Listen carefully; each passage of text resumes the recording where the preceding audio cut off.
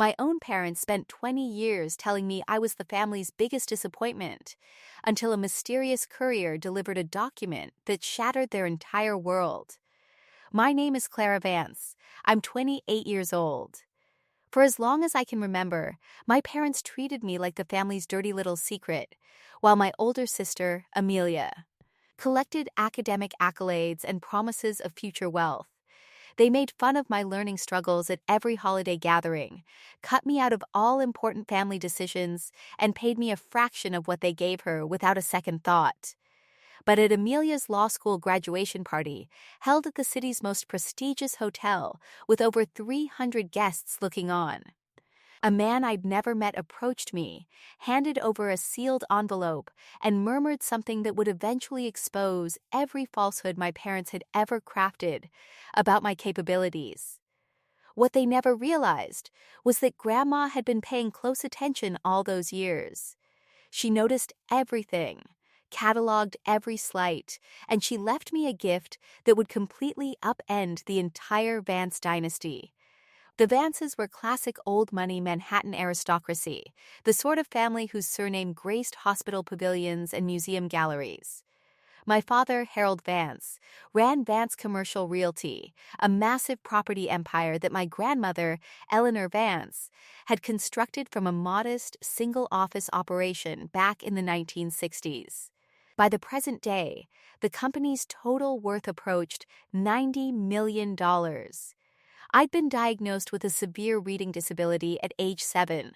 For me, letters and words on a page would twist and dance, turning straightforward sentences into bewildering brain teasers that demanded 3 times the effort to decode compared to other children. My parents' reaction wasn't compassion, it was outright humiliation.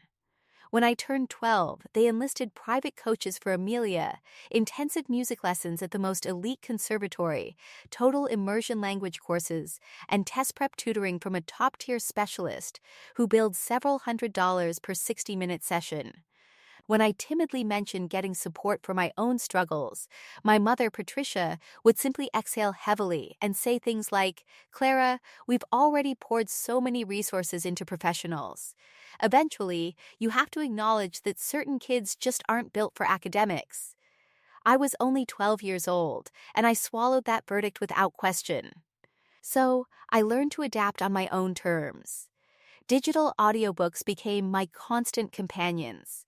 I invented a personal method of visual mapping, connecting ideas through webs and flowcharts that bypassed traditional reading altogether. And every single Saturday afternoon, I would ride the subway to my grandmother Eleanor's apartment in the quieter part of the city, where she would sit with me for hours, translating complex subjects into stories rather than dry textbook chapters.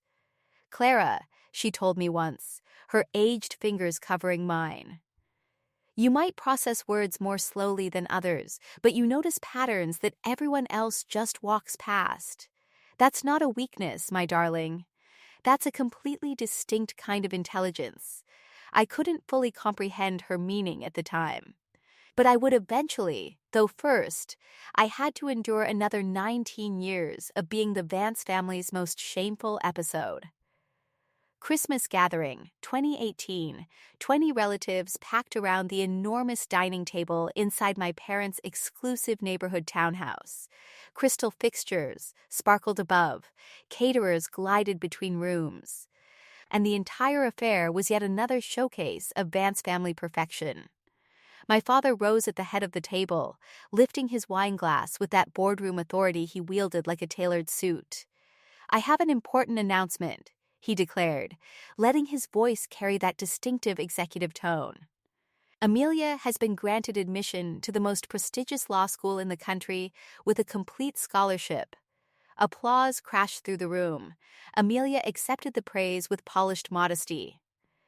My oldest daughter, Harold continued, beaming with unmistakable pride, "will be the first Vance to attend that institution in 4 generations. She will elevate this family and this company to unimaginable heights." More clapping followed. My Uncle Thomas clapped Amelia's shoulder warmly. My Aunt Margaret dabbed at her eyes with her dinner napkin, Then my father's gaze drifted down the table toward me.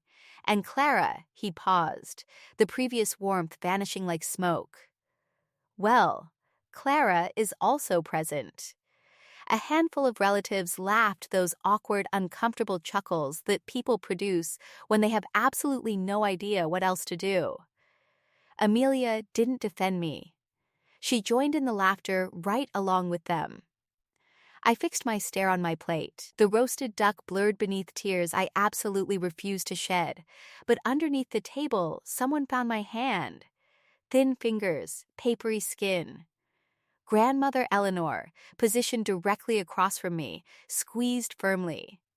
When I glanced upward, her eyes held something intense, something that looked dangerously close to anger aimed at her own son. She didn't speak, not at that moment. But 3 months later, she summoned me to her apartment, saying she needed to share something vital. I had no idea then, but that Christmas dinner, that brief instant of casual cruelty performed before 24 witnesses, had triggered a chain reaction that would take 5 full years to reach its explosive conclusion. Following my graduation from a public university in 2022, not an Ivy, definitely never an Ivy, I applied for a role at Vance Properties. I wanted to prove my worth, to demonstrate that I could contribute to the family enterprise. My father hesitantly approved my hiring as a clerical assistant, with a starting salary of just over $40,000 annually. That same month, Amelia joined the firm as head legal counsel. Her compensation package exceeded $280,000, plus substantial bonuses. My daily routine consisted of operating the photocopier, arranging meeting spaces, and retrieving beverages for executives who never bothered to learn my name. I was never permitted inside strategy sessions, never allowed to review a single contract. But I observed, and I remembered. I uncovered something about myself during those monotonous stretches in the copy room. I could identify connections that others overlooked. When senior managers discussed transactions in the hallways, I would draw relational maps between parties, money flows, possible friction points. A talent I developed to compensate for my reading obstacles had transformed into something far more valuable. Grandmother Eleanor had instructed me in this approach. On those weekend afternoons in her apartment, she'd spread out historical agreements from the company's formative years and demonstrate how to analyze them, not word for word, but as integrated structures. Your father studies contracts like a lawyer. You read them like an architect. Your father studies contracts like a lawyer, she told me once in 2019, before her health began deteriorating. He searches for vulnerabilities to manipulate. You examine them like an architect. You observe how every element connects. On that same afternoon, she presented me with a modest wooden container, dark mahogany with brass fixtures. Keep this secure, she instructed. Don't open it prematurely. When the moment arrives, you'll understand. I transported the box back to my apartment, placed it in my closet, and attempted to dismiss the strange significance of her message. March 2019. Grandmother Eleanor's residence. She was 82 at that point, her once vibrant frame now fragile, her silver hair thin against the cushion of her armchair. But her eyes, those alert, perceptive eyes, had lost none of their sharpness. Sit down, Clara. I settled across from her in the living room, where I'd invested so many Saturday afternoons. The walls displayed photographs, Eleanor breaking ground on her first Brooklyn building in 1965, Eleanor shaking hands with the mayor, Eleanor accepting a Business Achievement Award in 1987. Not a single image of my father at the helm. I constructed Vance Properties from absolute nothing, she said, her voice infused with decades of determination. One office, one assistant, 60 years of relentless work. Your father. She paused, and something bitter crossed her features. Your father inherited what I built. He never created anything himself. He doesn't grasp what it means to originate something. Grandma, He evaluates people by their academic credentials, their institutional affiliations, their performance in corporate settings.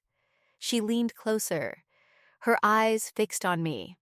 I evaluate people by their treatment of those who cannot defend themselves. And you, Clara, are the only member of this family who understands compassion. She pressed the wooden container into my palms. There's something enclosed that might assist you eventually, but not yet. You're not prepared. And neither is Harold. Her hold intensified. When the right moment comes, when he reveals his true character to you, you'll recognize what action to take. I wanted to ask what she meant, what was hidden inside, why she'd selected me. But she shifted the conversation to lighter topics: the weather, her plants, the novel she was reading. 18 months later, she was gone. Pancreatic cancer. I held her hand in the hospice facility, the only relative present at her bedside. The box stayed shut inside my closet. April 2024. The message arrived on a Wednesday morning. Subject line: Department Restructuring, Confidential, Dear Ms. Vance. As part of our ongoing operational optimization, your current position has been eliminated. Effective July 1st, 2024, Human Resources will be in touch to discuss severance arrangements. I reviewed it 3 separate times. The letters spiraled, shuffled, then settled back into that same devastating announcement. They were dismissing me. That evening, I remained late organizing documents nobody would ever examine. Through the thin barrier separating my workspace from my father's corner office, I caught voices. Harold and Patricia. We can't have her here once Amelia steps into leadership, my father was saying. It creates a terrible impression. The CEO's sister functioning as a clerical assistant. People will speculate. What kind of speculation? Patricia responded. Why she isn't in management. Why we've never advanced her. A brief silence. Why she is the way she is. My mother's answer came softly, almost gently. We've done everything we could for her, Harold. Some children simply don't possess the necessary capabilities. Precisely, so she has to depart. We'll provide a reasonable separation package. She can locate other work, something more appropriate to her abilities. I pressed my open palm against the wall. $42,000 annually. My modest shared apartment in the outer boroughs cost $1,800 each month. No savings, no backup plan. If I lost this position, I'd be without housing within 2 months. But the financial aspect wasn't what tightened my chest. It was the recognition settling into my bones like frost. If I allowed them to do this, if I accepted their version of my identity, I would spend my remaining years as the family failure. Not because I genuinely failed, but because I'd never been offered the opportunity to succeed. Amelia's graduation celebration was scheduled for tomorrow. I wondered what additional proclamations my father had prepared. May 15th, 2024. The city's premier hotel, Grand Ballroom. 350 guests packed the lavish space. Business partners, investors, attorneys from elite firms, extended relatives I barely acknowledged. Crystal chandeliers scattered prismatic light across silk-covered tables. A full orchestra performed classical pieces from the corner. This was Harold Vance's domain, his platform, the setting where he performed his role as patriarch, as mogul, as the man who possessed everything. I stood at the entrance, adjusting my dress, black, simple, under $100, the most I could justify on my salary. Everyone else sparkled in couture gowns and custom suits. My mother intercepted me before I could find my seat. Clara. Patricia's gaze swept from my drugstore cosmetics to my worn shoes, her lips compressing into a thin expression. You couldn't locate anything more appropriate? This is what I have available. Well, she adjusted her luxury watch. You're assigned to table 27 near the service entrance. Please avoid drawing any attention. Of course. And Clara. She leaned nearer. her expensive perfume enveloping me. Tonight belongs to Amelia. Whatever bitterness you're carrying, whatever resentment you believe you're entitled to, contain it. Don't embarrass us. She departed before I could formulate a reply. Table 27 occupied the rear of the ballroom, partially obscured behind a structural column. My companions were distant relatives I'd encountered perhaps twice. From that location, I could observe the main stage, the oversized portrait of Amelia in her academic robes, the banner reading "Congratulations, Amelia Vance, Law School Class of 2024. And near the entrance, standing separately by the doorway, a silver-haired gentleman in a charcoal suit. He wasn't socializing, wasn't dining, just observing. His eyes located mine across the crowded space. Something cold crept down my spine. At 8:30 p.m., the orchestra fell silent. Lighting dimmed. A spotlight illuminated the stage where my father stood. Champagne glass elevated. Ladies and gentlemen, thank you for attending tonight to honor an extraordinary young woman. The applause began before he completed the phrase. Amelia graduated in the top 5% of her law school class. She completed a prestigious judicial clerkship, and last month she achieved partnership track at her firm in record time. Harold's voice swelled with paternal pride. But tonight, I'm not merely celebrating her accomplishments.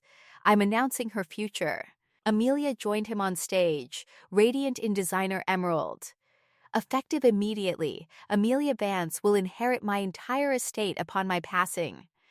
This includes our family residence at the city's most exclusive address, currently valued at $13 million. A luxury automobile. And most significantly, he paused dramatically, the position of CEO of Vance Properties when I retire. The room exploded with response, standing ovation, camera flashes. Amelia dabbed at her eyes with rehearsed grace. 350 people celebrating, and not one of them glanced toward table 27. The cousin beside me, a woman I'd encountered at a memorial service years ago, leaned over. Clara, right? So, what does this development mean for you? I opened my mouth, then closed it. What could I possibly say? That I'd just been officially erased from my own lineage? That the termination notice sitting in my inbox represented merely the opening act? That every anxiety I'd ever harbored about being worthless had just been verified before every significant person in my world? The applause subsided. Amelia embraced our father. Cameras continued clicking, and through the crowd, the silver-haired man at the entrance began walking directly toward me. Slowly, deliberately, as if he'd been anticipating this exact moment. The man stopped beside my table. Up close, I could observe he was older than I'd initially estimated, early 60s, with deep-set eyes and the precise posture of someone who'd spent decades in courtroom environments. Ims, Vance? That's me. I straightened in my seat. Can I assist you? My name is Jonathan Ellis. He produced a business card from his jacket pocket, ivory-colored, embossed. I served as your grandmother's attorney. My grandmother. The words struck like a physical blow. Eleanor passed away 3 years ago. I'm aware of that. He didn't settle into his seat, didn't soften his tone. She left something for you with extremely detailed instructions regarding delivery timing. From inside his jacket, he produced a cream envelope, heavy paper, sealed with red wax bearing a notary stamp. What is this? Her will, the authentic version. His voice dropped lower. The one your father doesn't know exists. I stared at the envelope. The notary seal read Morrison and Blake. September 12, 2019, 5 months after that Saturday afternoon in her apartment. 5 months after she'd presented me with the wooden container. I don't understand. Your grandmother provided me with explicit directions. I was to deliver this document on the day your father publicly disinherited you. Ellis glanced toward the stage, where Harold and Amelia were still absorbing applause. I believe that just occurred. My hands trembled as I accepted the envelope. Mr. Ellis, what's inside this? For the first time, something resembling warmth flickered across his features. Mrs. Eleanor instructed me to tell you, give this to Clara on the day Harold demonstrates exactly who he truly is. By then, she'll be prepared. He adjusted his tie. I'll be available when you have questions. You have my card. Then he pivoted and disappeared into the crowd. I couldn't breathe inside that ballroom.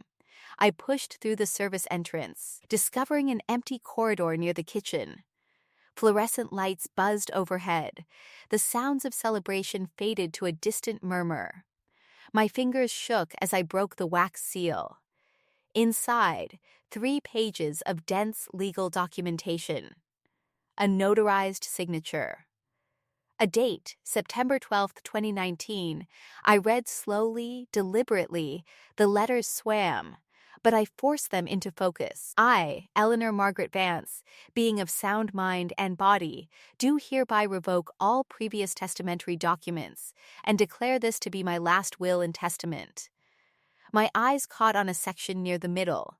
To my granddaughter Clara Vance, I bequeath 51% of my shares in Vance Properties LLC, currently valued at approximately $47 million, along with all voting rights associated therewith.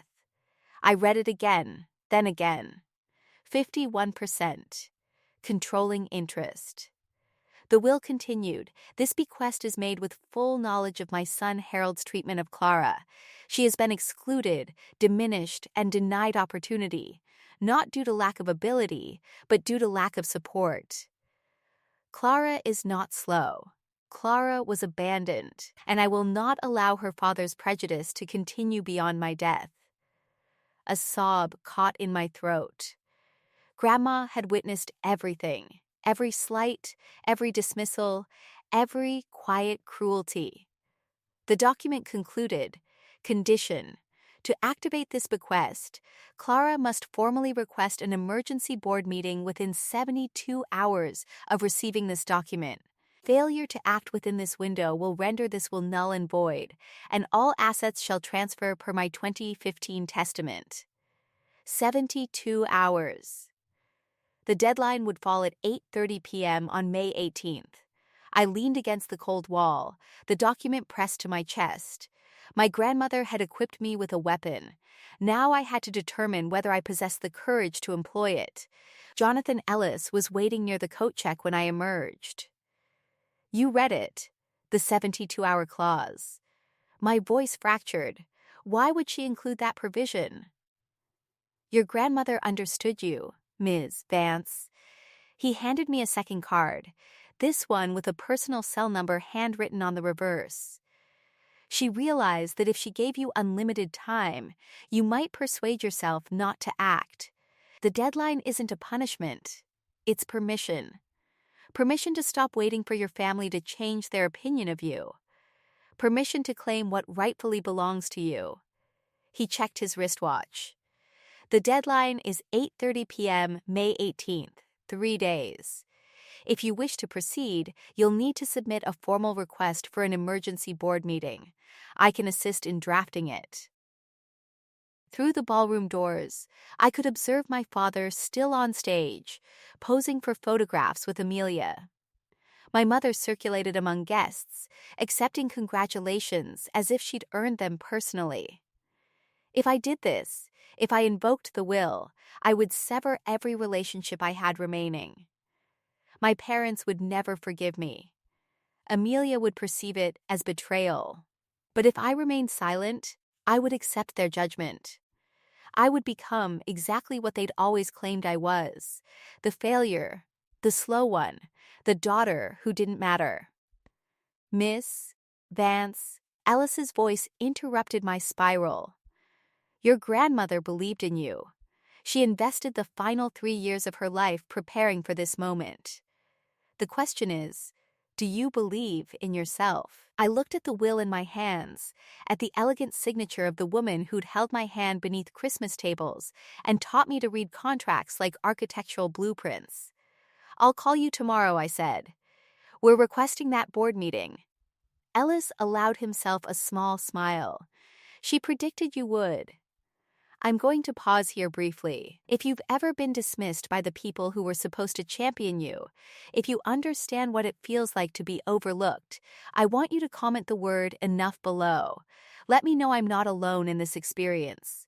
And if you want to witness what happened when I entered that boardroom, keep watching, because we're only beginning. Now, returning to the narrative. That evening, back in my cramped outer borough apartment, I finally opened the wooden container. My roommates were already asleep. The only illumination came from the streetlight outside my window, casting orange bands across my bed, where I sat cross-legged, the mahogany box balanced on my lap. The brass hinges squeaked as I lifted the lid. Inside, a handwritten letter on Eleanor's personal stationery, a faded document with a 1965 date stamp, and a USB drive, sleek, contemporary, clearly added much later. I reached for the letter first. My dearest Clara, if you're reading this, then Jonathan has fulfilled his duty, and your father has done precisely what I feared he would. I'm sorry I couldn't protect you while I was alive, but I can protect you now.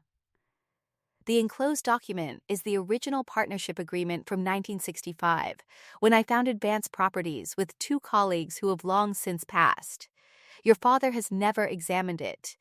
It establishes that the founder's shares carry permanent voting rights that cannot be diluted or transferred without board approval. The USB contains something else, something your father hoped I'd forgotten. In 2018, Harold proposed a resolution to reduce my voting rights from 51% to 10%. His stated justification: I was too elderly to comprehend modern business.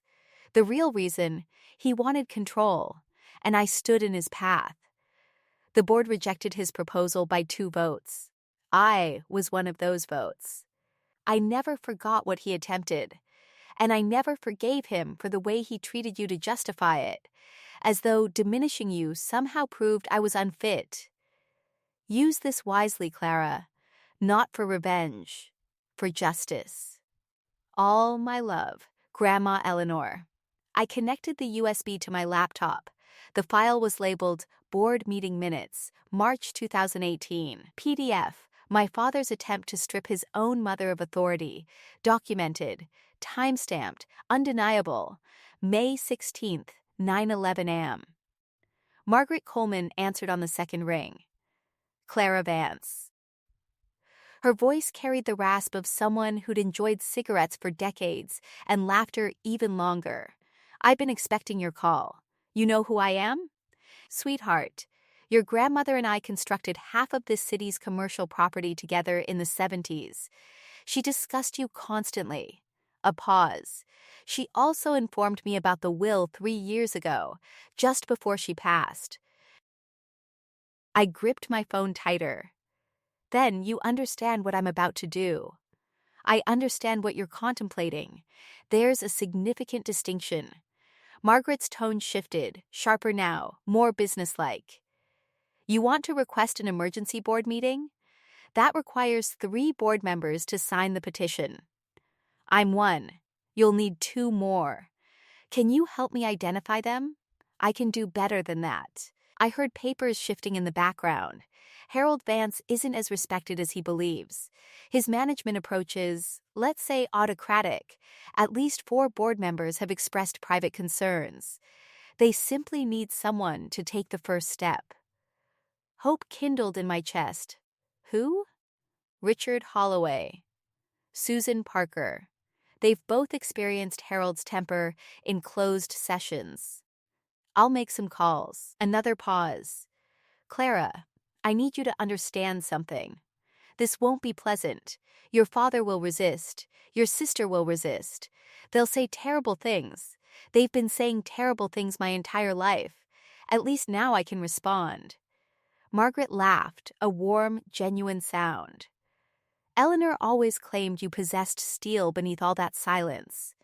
I'm beginning to recognize what she meant. She cleared her throat. I'll have the petition prepared by tonight. Board meeting request, May 18th, 10 a.m. Vance Tower, 42nd floor. Thank you, Margaret. Don't thank me yet. Thank me when you're seated in that boardroom. May 17th. Harold discovered the board meeting at 4 p.m. I know this because Amelia called me 45 minutes later, her voice tight with barely suppressed fury. What did you do? I was sitting in my cubicle at Vance Properties, pretending to organize files. I don't know what you're referring to. Dad just received notification from the board secretary. Emergency meeting tomorrow, requested by Margaret Coleman and 2 other directors. A pause. Sharp as shattered glass. Margaret Coleman hasn't requested anything in 15 years. What did you do? Maybe she has concerns about company management. Don't play games with me, Clara. Amelia's composure fractured. If you're attempting to embarrass us, to create some kind of scene, I'm simply doing my job, Amelia, same as always. She terminated the call without farewell. 20 minutes later, Harold stormed past my cubicle toward his office. He didn't acknowledge my existence, simply slammed his door forcefully enough to rattle the windows. Through the wall, I overheard him on the phone. Ridiculous waste of time.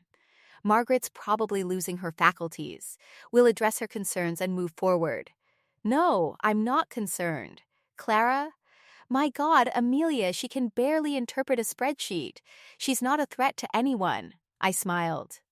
For the first time in 28 years, being underestimated felt like a strategic advantage.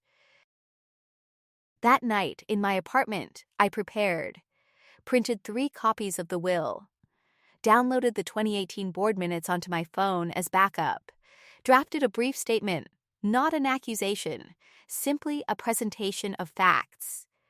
Jonathan Ellis confirmed he'd attend as authenticating attorney. Margaret texted at 11 p.m., petition filed. See you tomorrow. Your grandmother would be proud. I barely slept, but for once, the cause wasn't anxiety. It was anticipation. May 18th, 2024, 9:45 a.m. Vance Tower. The elevator opened onto the 42nd floor, floor-to-ceiling windows, Italian marble, the kind of corporate grandeur designed to intimidate visitors.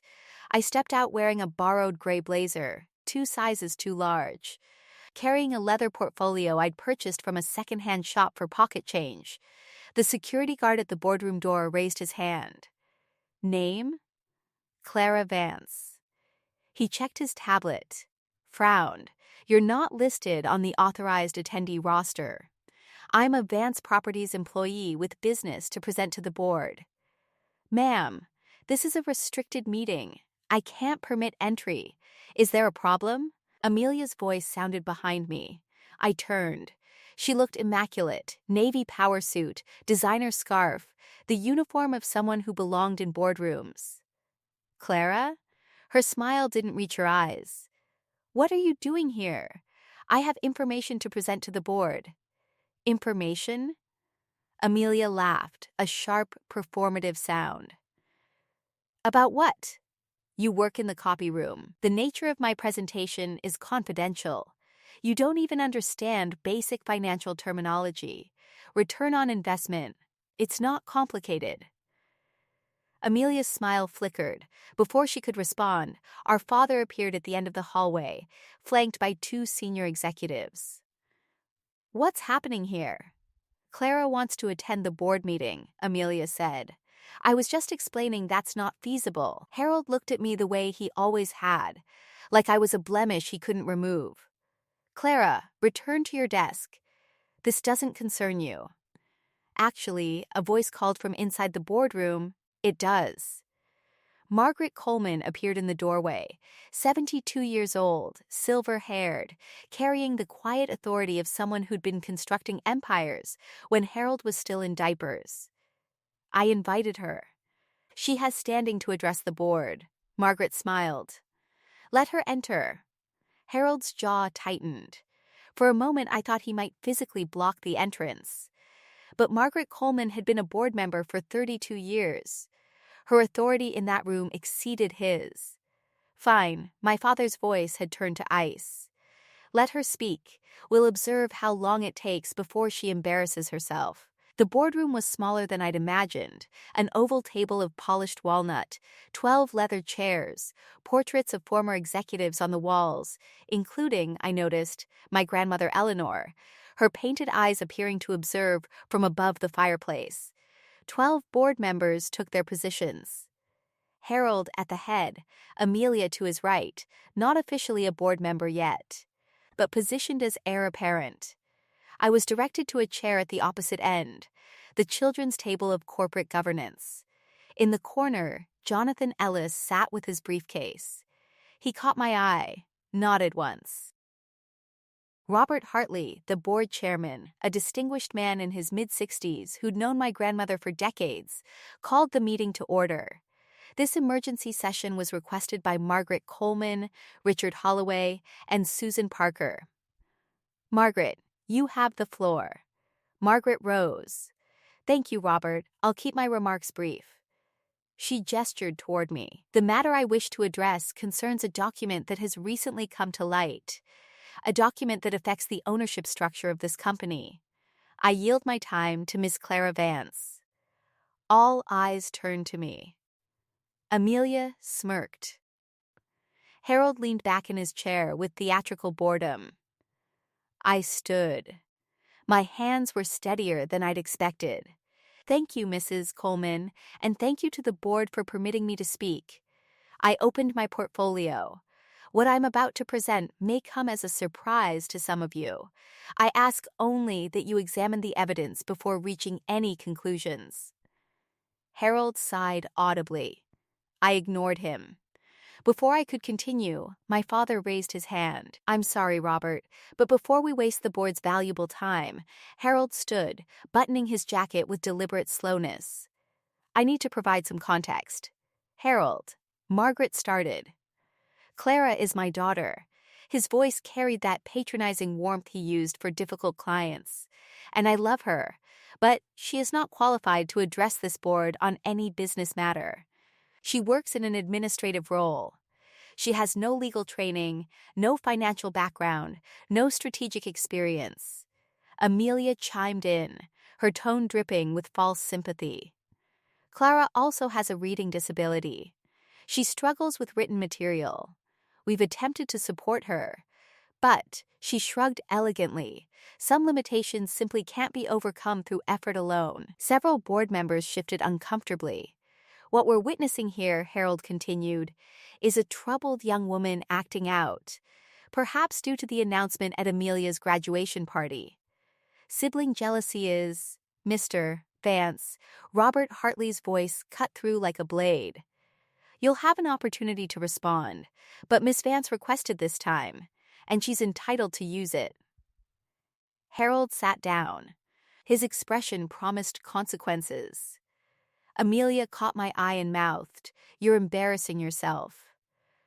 I looked at them both, my father, my sister, and felt something shift inside me.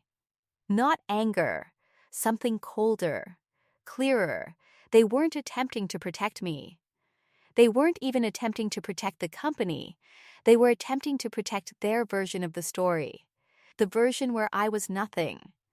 Thank you, Mr. Hartley. I extracted the document from my portfolio. I won't be discussing my reading ability today. I'll be discussing this. I held up the will. The room went silent. This is the last will and testament of Eleanor Margaret Vance, founder of this company, notarized September 12, 2019. Harold's face drained of color. That's impossible. His voice emerged strangled. My mother's will was executed in 2015. I possess a copy. You possess a copy of her previous will. I kept my voice level, clinical, understate estates, powers, and trust law. A subsequent valid will automatically revokes all prior testamentary documents. This will, I placed it on the table, was executed 4 years after the one you possess. I slid the document toward Robert Hartley. Mr. Ellis, I gestured to Jonathan, who rose from his corner seat. Would you please confirm the authenticity of this document? Jonathan approached the table. I'm Jonathan Ellis, partner at Morrison and Blake. I served as Eleanor Vance's personal attorney from 2008 until her death in 2021. I can confirm this will was executed in my presence on September 12, 2019. It was witnessed by 2 independent notaries, and the original is held in escrow at a private bank. Robert Hartley studied the document. His eyebrows rose. This will bequeaths 51% of Vance Properties shares to. He looked up at me. To you, Miss Vance. Murmurs rippled around the table. That's a forgery, Amelia said, but her voice had lost its confidence. It is not. Jonathan's response was immediate, and I'd advise against making accusations of fraud without evidence. Miss Vance, Morrison and Blake's reputation speaks for itself. Harold slammed his palm on the table. This is absurd. My mother was ill. She was being manipulated. Manipulated? I pulled out my phone. Perhaps you'd like to explain this then. I pressed play on the 2018 board meeting recording. My father's voice filled the room. Eleanor is 81 years old. She no longer understands modern business operations. I moved to reduce her voting rights to 10%. The recording ended. The silence that followed was absolute. That recording, Harold's face had turned a mottled purple.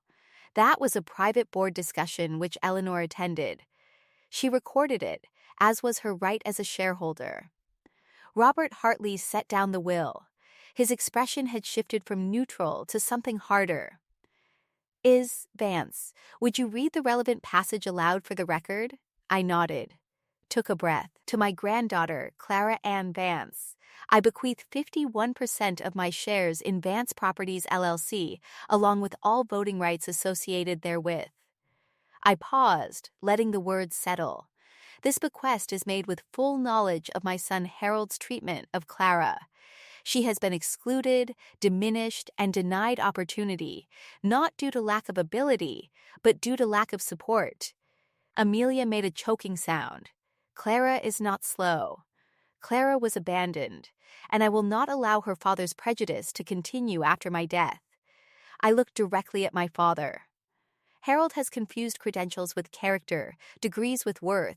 He tried to strip me of my voting rights because I saw through him. He marginalized Clara because she reminded him of the kind of person he refuses to be. Harold said nothing. His hands, I noticed, were trembling.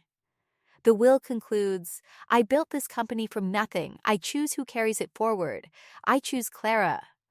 Robert Hartley removed his reading glasses. Jonathan, you can confirm this document is legally binding? I can. The 2015 will is superseded. As of this moment, Clara Vance is the majority shareholder of Vance Properties. Margaret Coleman smiled quietly. Richard Holloway and Susan Parker exchanged glances. And for the first time in my life, I watched my father look at me with something other than dismissal. It was fear. This doesn't prove anything, Amelia said. But her voice had turned brittle. Even if the will is valid, which we will contest, Clara has no business experience. She can't run a company.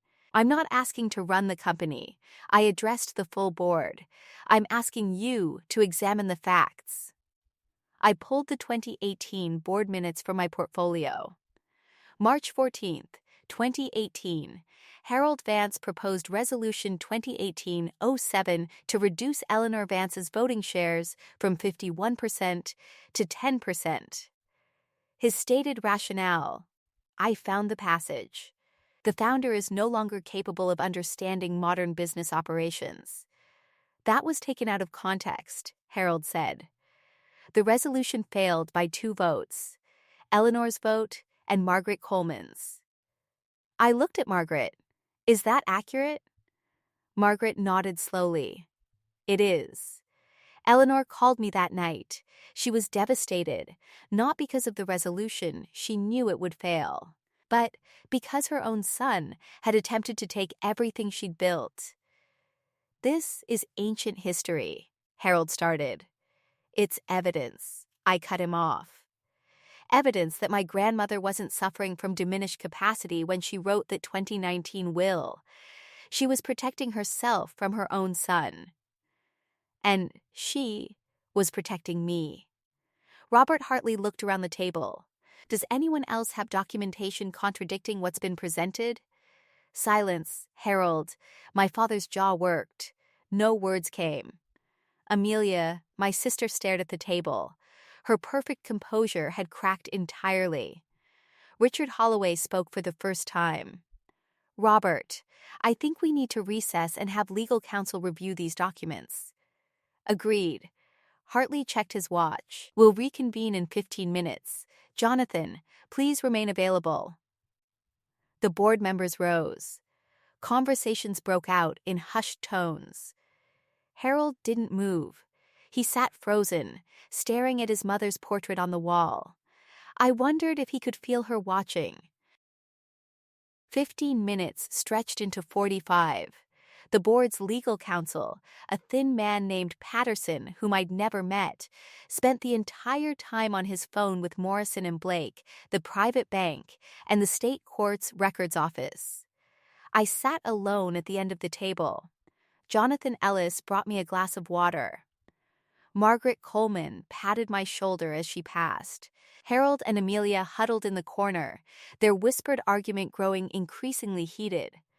Finally, Patterson returned to the table and whispered in Robert Hartley's ear. Hartley's expression flickered, surprise, then resignation. "Please take your seats." The board members filed back to their chairs. The tension in the room had crystallized into something brittle. "Our legal counsel has confirmed the following," Hartley read from his notes. "The will presented by Miss Vance is valid under state law.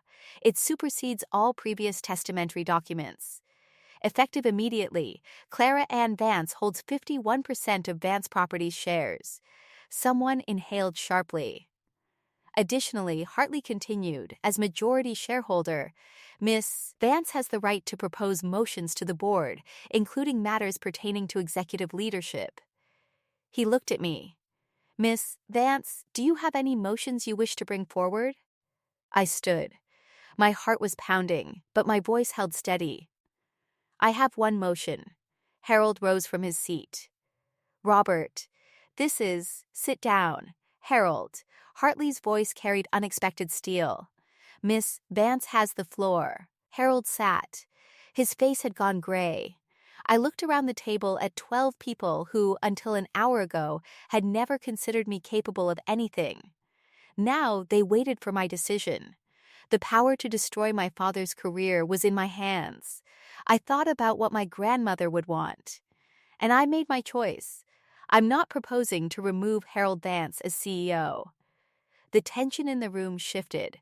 Amelia's head snapped up. Even Margaret looked surprised. "What I am proposing," I continued, "is a vote of confidence. The board will decide whether Harold Vance retains their confidence as CEO of Vance Properties. If the majority votes no confidence, he resigns. If the majority votes confidence, I will not interfere with operational leadership during my tenure as majority shareholder."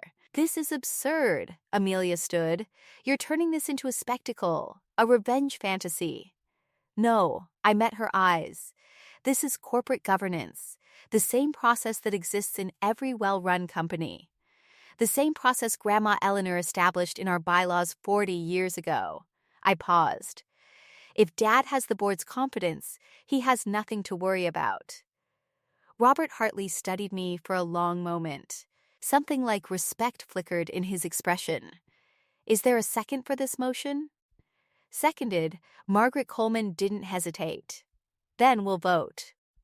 All those expressing confidence in Harold Vance as CEO, raise your hands." 4 hands went up. Harold's allies, people who owed their board seats to his recommendations, all those expressing no confidence. 7 hands rose. Robert Hartley counted twice. Then he set down his pen. "The motion carries 7-4 with 1 abstention." He turned to Harold. Mr. Vance, the board has voted no confidence. Per section 14.3 of our bylaws, you have 30 days to tender your resignation. Harold said nothing. He stood, looked at me. Really looked at me. For what might have been the first time in my life, I expected rage, hatred, threats.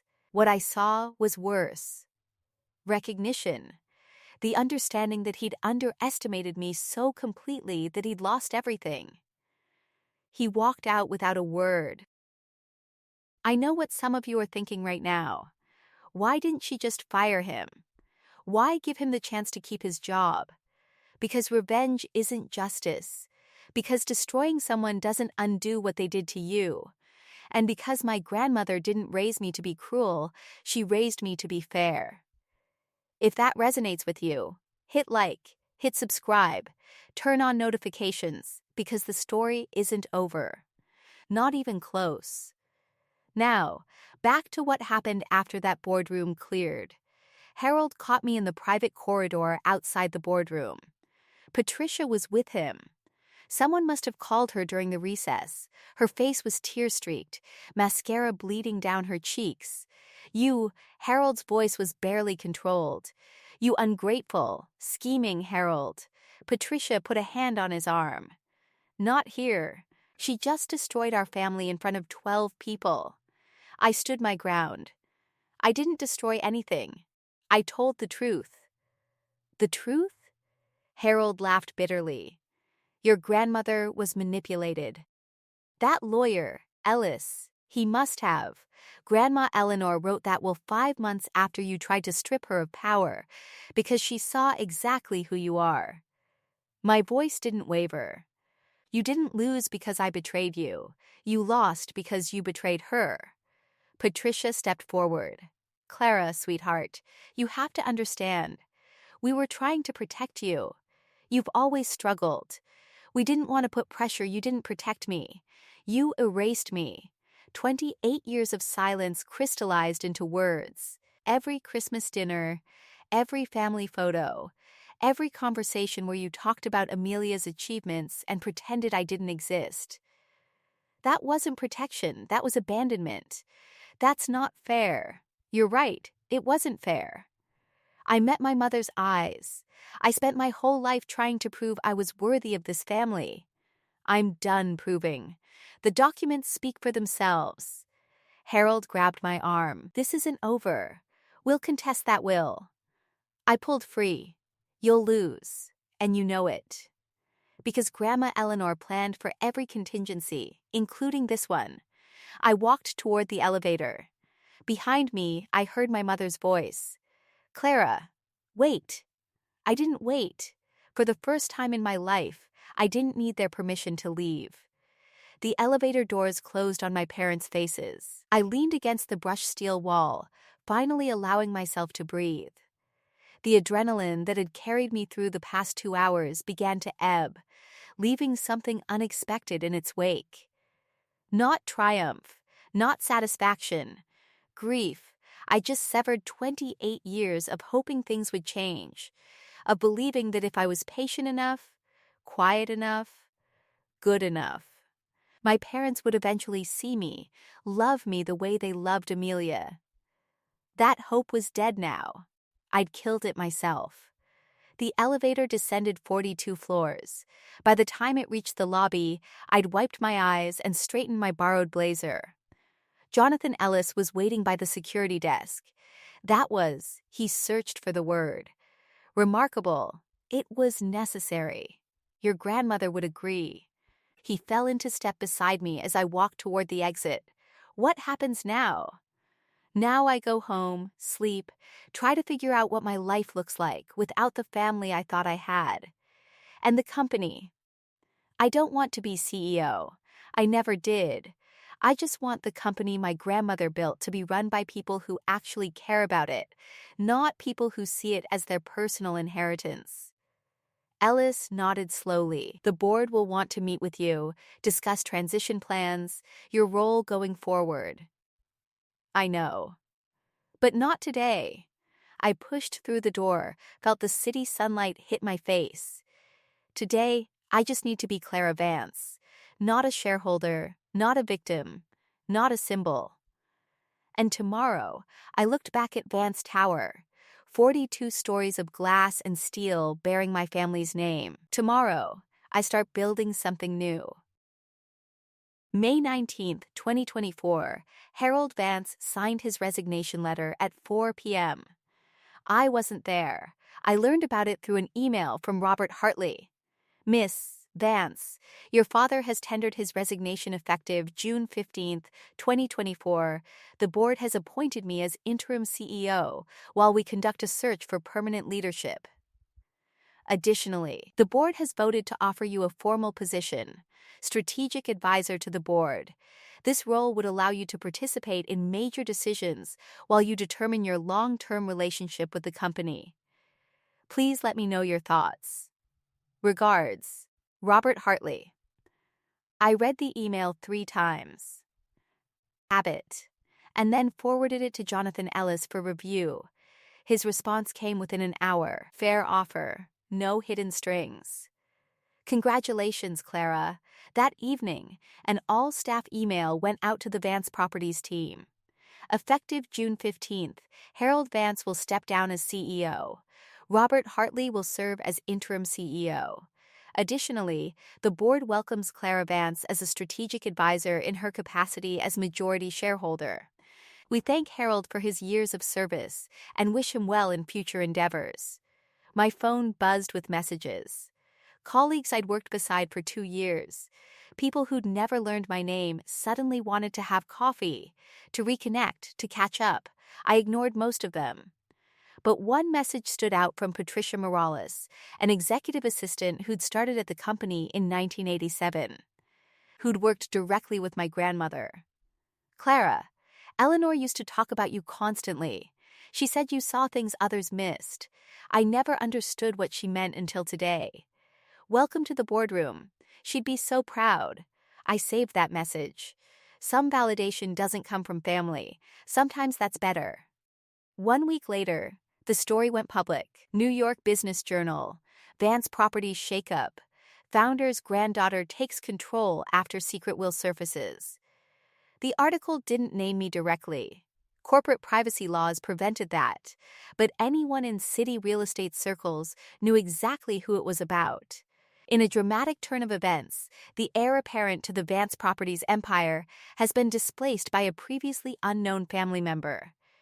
Sources close to the board described the transition as long overdue and cite concerns about the former CEO's management style. Harold and Patricia canceled their appearance at the Metropolitan Museum Gala. Health reasons, according to their publicist. 3 investment partners requested meetings with me personally, not with my father, not with the board, but with me. 2 of them, after an hour-long conversation each, confirmed they'd continue their relationship with Vance Properties. We've had concerns about Harold's leadership for years, one admitted. Your grandmother built something special. It's good to see her vision protected. The social fallout rippled outward. Friends of my parents suddenly remembered previous engagements. Invitations to charity events dried up. The Vance name, which had once opened every door on the Upper East Side, now carried an asterisk. I didn't celebrate their humiliation, but I didn't mourn it either. Margaret Coleman called me on Saturday morning. How are you holding up? I don't know yet. Ask me in 6 months. Fair enough. A pause. Eleanor would have handled it exactly the same way, the vote of confidence instead of termination, giving him a chance he didn't deserve. She laughed softly. She always said mercy was the ultimate power move. I thought about that for a long time after we hung up. Mercy wasn't weakness. Mercy was choice. And for the first time, the choice had been mine. June 8th, 2024. 3 weeks after the board meeting, my phone rang at 2 p.m. Clara. My mother's voice sounded smaller than I'd ever heard it. Can we talk? Just us. I agreed to meet her at a coffee shop in Midtown. Neutral territory. No chance of Harold appearing with lawyers. Patricia was already there when I arrived. She looked older somehow. The careful makeup couldn't hide the exhaustion beneath. "Thank you for coming." She wrapped her hands around a cup she hadn't touched. "I know I don't deserve it." "What do you want, Mom?" "To apologize." The word came out cracked. "For everything. For the way we treated you. For the things we said.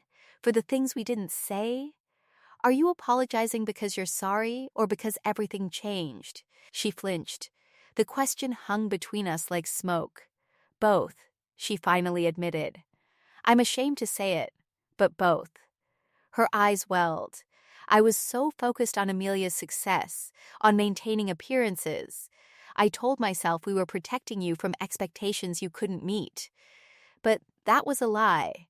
I told myself so I wouldn't have to feel guilty. You let Dad call me worthless in front of family, in front of business partners.